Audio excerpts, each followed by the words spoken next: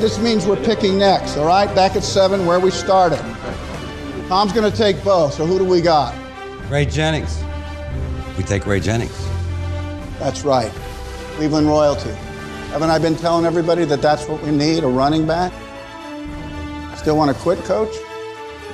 Does this sound like a team that you want to coach? Because the Browns are ready to roll. We just need the right man at the wheel. I can coach this team. Why don't you give Ray Jennings a call? Ask him if he wants to be a Brown. And tell him to pack his bag so he can join us at our party. My pleasure.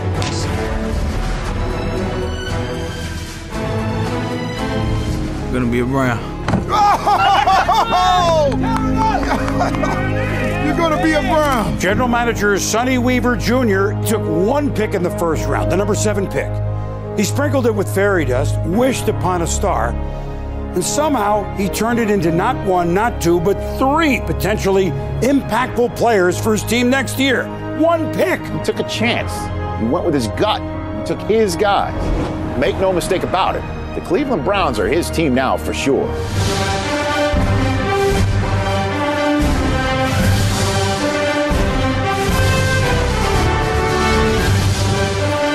right, welcome in. Inaugural show of the Gridiron and Hardwood podcast series. A little bit of bringing the band back together.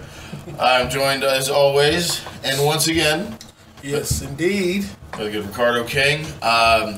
As I mentioned, this is a bit of a bringing the band back together. So, backstory here, real quick. I have been in radio for 10 years. Ricardo's been in for quite a bit as well. And we will bring in a number of guests that we've cultivated over years and years. Some of which that I believe are the best broadcast sports media people in the industry. Some you'll know, some you won't. But by the end, I believe you'll all be better for it. As I said, the name is Gridiron and Hardwood.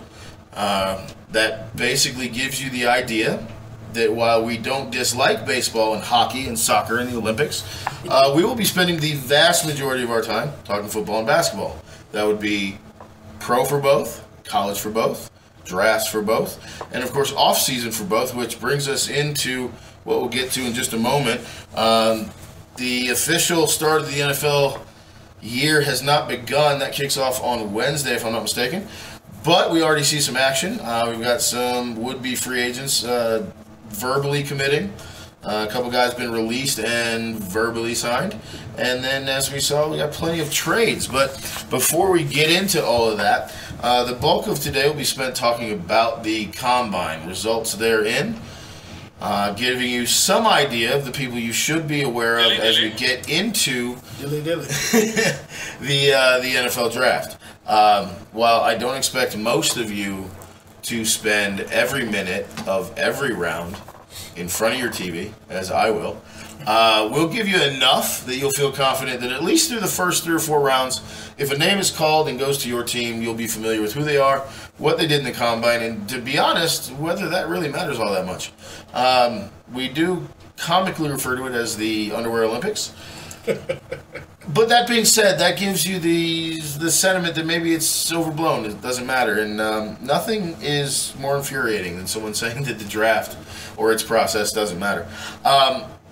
In short, the Combine is intended to give us, in a vacuum, what these players look like athletically, so that it will either reaffirm what we already knew to be true based on game film, or it will inspire us to go back and look at them again. And for me, I'll drop one real quick, and that is Shaq Griffin from University of Central Florida. As a talent evaluator and someone who fancies the draft, watches the draft, and as you can see, a fan of a team that often looks forward to the draft, Shaq Griffin was the guy that scared me. Quite frankly, 6'1", 220 is not very impressive. But the kid is. And the Combine and what he did there, and we'll talk about that later, is what inspired me to go back and look at him again. So that's some of the stuff we'll get into.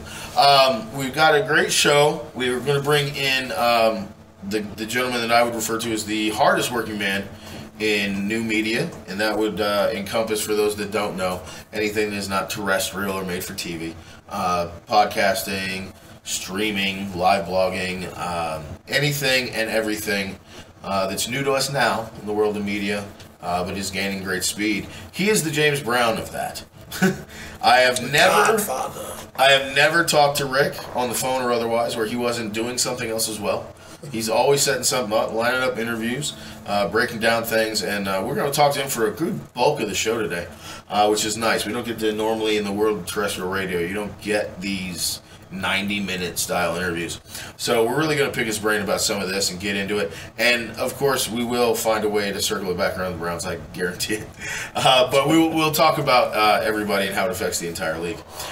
In addition to that, following Rick, towards the end of the show, we're going to bring in Damon Johnson, who has an athletic career of his own and is probably one of the better gentlemen I know to look at, break down, and analyze various things. So we'll bring him on to break down what I am just generically referring to as quarterback workup. He literally went through, as a Browns fan himself, worried about quarterback. He really wanted to get a firm idea as to what's what. So he actually broke down play by play by play, doing the kind of legwork I just don't have time for. So we're going to bring him in later on and talk about that as well. So real quick, just before we jump out to our first break here, some, I don't want to call it breaking news because it's a couple days late. We want to let it marinate for you. I think the most recent one is Richard Sherman. Yes. And here's the interesting thing. I like Richard Sherman. I don't want him on my team. It has nothing to do with anything other than while he is the reason that we like big corners now, he's just a little long in the tooth. And my particular team basically went, you've seen those videos where they blow up a building? Yeah. That's what we did. They basically lit dynamite, blew it all up. Right. Sashi Brown cleaned house, then got let go for doing his job. And now we've got a real GM who's acquiring players now. So we've been able to build up. I just don't have room for an aging corner, as good as he still is. Yeah, I mean the Niners though they're rebuilding as well. See, the Niners are rebuilding as well, but not as dire. They at least won some games last year. Yeah. Now that being said, that brings up the interesting point. The team destination is San Francisco. San Francisco is really doing some great things. If you're a San Francisco 49er fan, don't worry about where you are right now. Yeah. Everything is great. Forget about last year. I actually really wanted Jimmy Garoppolo badly. And when that didn't happen, he went to San Francisco. I thought, okay, that makes sense. I did not expect him to go 5-1 or whatever it was. So quarterback set. You've got, a few nice pieces. I think we are going to see some addressing of offensive skill players and defensive secondary on that particular team, starting with Richard Sherman. It's San Francisco, not Oakland, which is good because when I first heard staying in the Pacific Northwest, of course my first thought is Oakland. I went, oh no, you're not putting Sherman on the same team with Crabtree.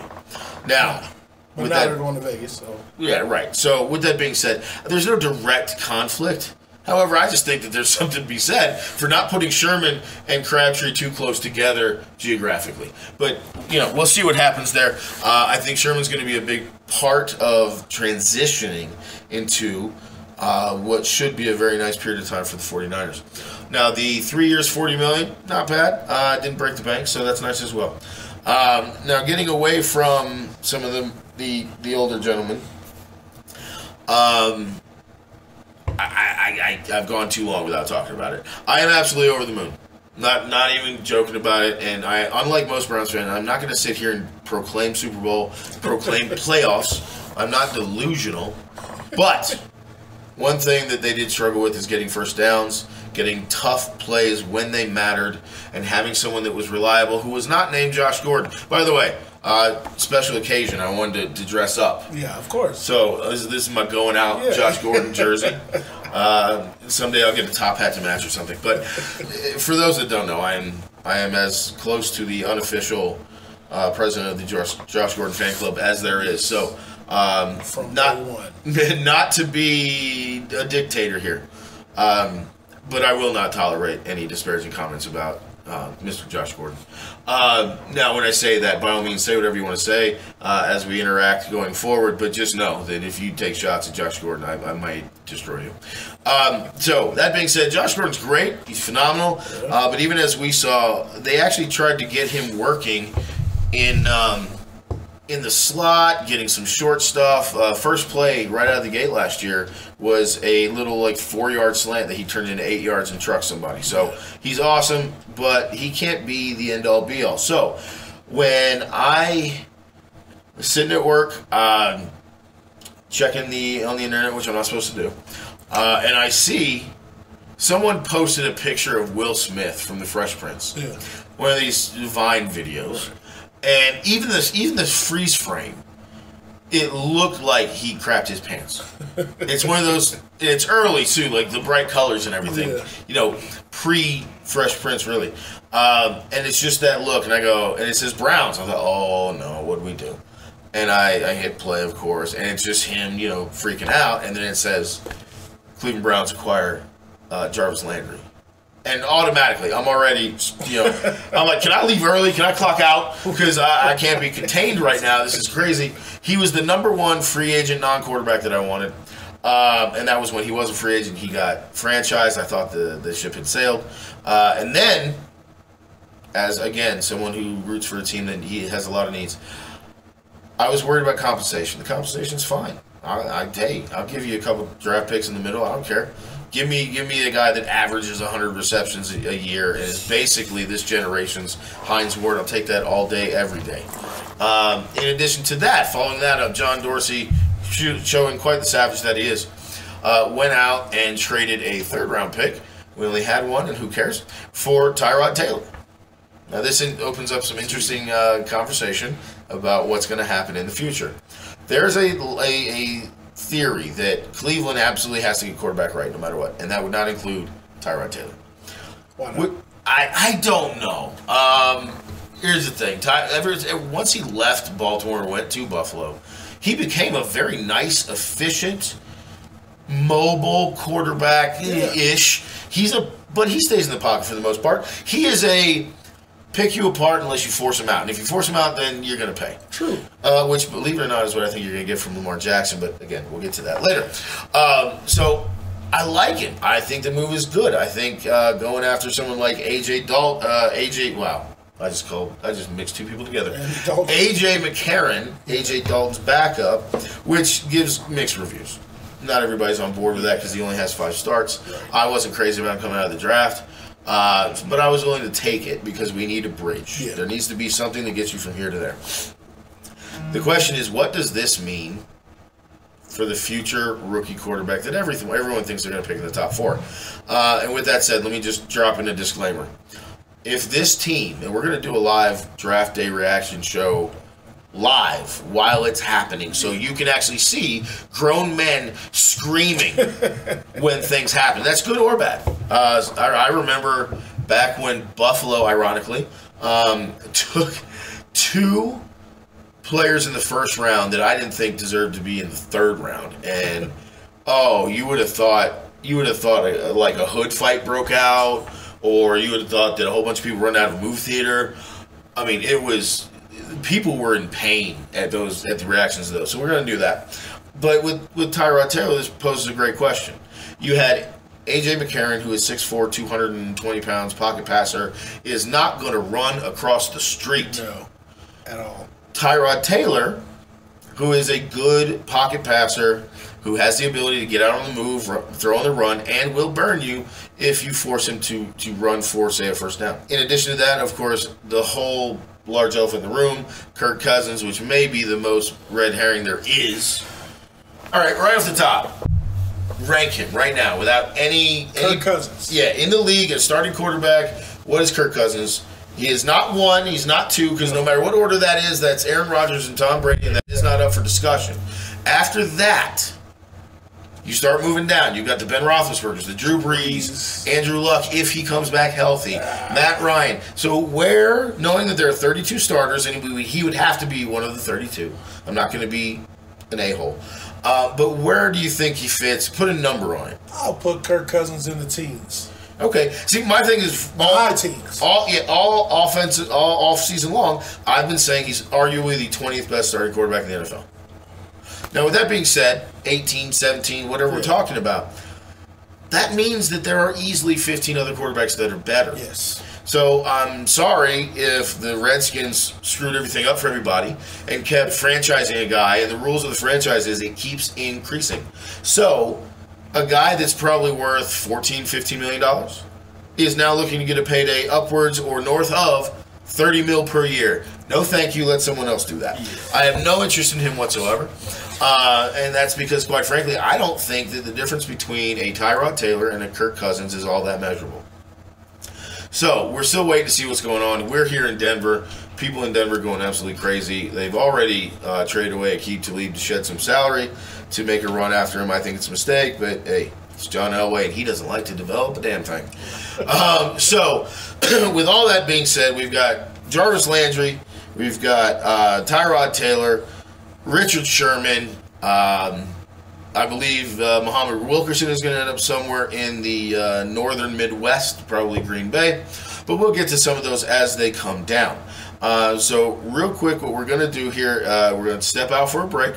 When we come back, we're going to bring in Rick Morris, and we're going to get into the actual position breakdowns as groups are concerned. Now, one last nugget I want to put in your mind specifically to hold on to. You got 6'4", 220 we said no to. Yeah. Kirk Cousins is 6'4", 230. I'm going to say no to that. We're not going to trade for Nick Foles. If you're a fan of a team looking at the top of the draft and wondering how's it going to go, number one, I'm not going to say I'll abandon ship, but I'm going to protest hard, and I'm going to let it be known that I have a significant problem if this Cleveland Browns team with 1-4 in the top do not come out of this with Saquon Barkley.